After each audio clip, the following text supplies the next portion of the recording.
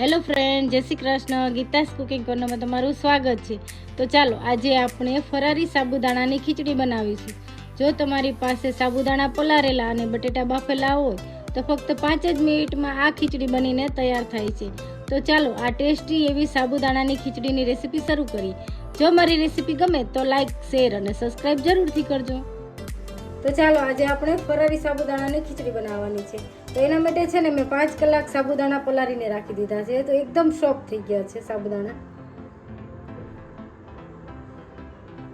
આપણે છે ને બધો સામાન તૈયાર કરીને રાખ્યો છે સાબુદાણાની ખીચડી માટે.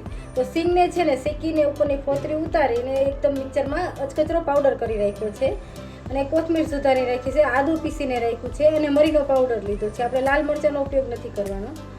ખટમીઠી બનાવવા માટે લીંબુ અને ખાંડનો બંનેનો ઉપયોગ કર્યો છે. જીરું વઘાર માટે આપણે લઈશું, લીમડો લઈશું અને લીલા મરચાં તીખા 3 મેં કટકા કરીને રાખ્યા છે તેને લઈશું અને ઝીણા ઝીણા બટેટા બાફીને રાખ્યા છે તેને સમારી લઈશું. તો આ સામાનથી આપણે સરસ મજાની સાબુદાણાની ખીચડી બનાવીશું. આપણે છે ને આ પેનમાં સાબુદાણાની ખીચડી વઘારવાની છે. તો એના માટે મેં પેન રાખી દીધું છે અને ગેસ ચાલુ કરી દીધું. તેમાં આપણે સિંગ તેલ ઉમેરશું ફરાર માટે. આપણે બીજા તેલનો નહીં ઉપયોગ કરીએ. તો ખીચડી વઘારવા માટે મેં થોડું તેલ લીધું છે અને આપણે જીરું એડ કરશું વઘારમાં જ.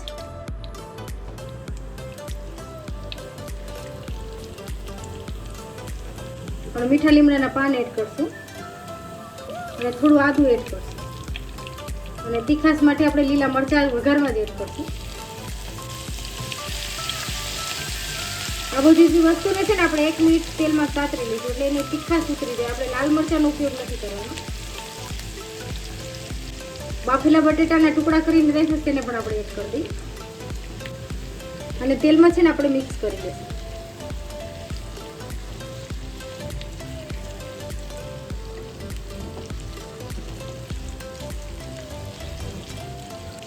એક મિનિટ છે ને બટેટા સતરાઈ જાય, બાફેલા જ બટેટા છે, સતરાઈ જાય પછી તરત જ આપણે સાબુદાણા એડ કરી દઈશું અને જોડે આપણે 1 ચમચી નિમક એડ કરશું સ્વાદ અનુસાર અને 1 લીંબુનો રસ આપણે એડ કરીશું અને અડધી ચમચી આપણે મરીનો પાવડર એડ કરીશું અને 1 ચમચી આપણે ખાંડ એડ કરીશું.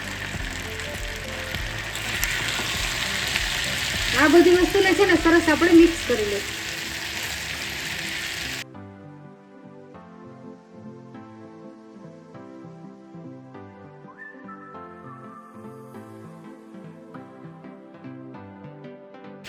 હવે છે ને આપણે સિંગનો ભૂકો પણ એડ કરી દઈશું.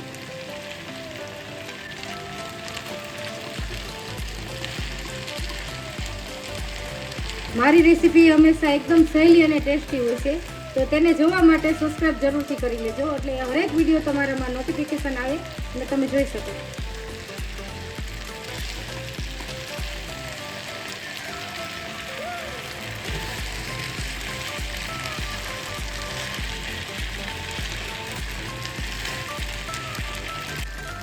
આપણે બધા મસાલા મિક્સ થઈ ગયા અને આપણી સાબુદાણાની ખીચડી તૈયાર છે. તો આમાં છે ને તમે જોશો સાબુદાણો છે ને એકદમ ટ્રાન્સપરન્ટ અને પોચો થઈ ગયો છે. તો આપણી સાબુદાણાની ખીચડી તૈયાર છે. ઉપરથી છે ને આપણે કોથમીર થોડી સર્વ કરશું. જો તમે લાલ મરચાંનો ઉપયોગ કરતા હોય તો તે પણ એડ કરી શકાય. એકદમ ટેસ્ટી એવી આપણી સાબુદાણાની ખીચડી તૈયાર છે. તો આને આપણે સર્વ કરશું.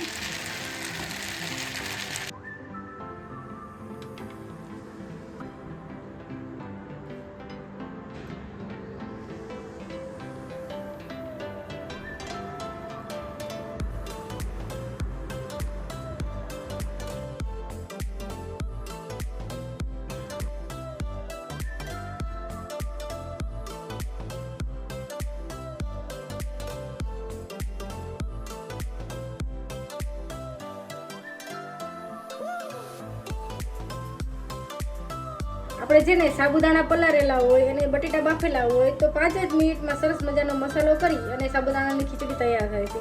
તો આ ફરારી સાબુદાણાની ખીચડીની રેસીપી તમને ગમે તો લાઈક, શેર અને સબસ્ક્રાઈબ જરૂરથી કરજો અને મને કોમેન્ટ કરીને કહેજો કે મારી રેસીપી તમને કેવી લાગે છે. Thank you.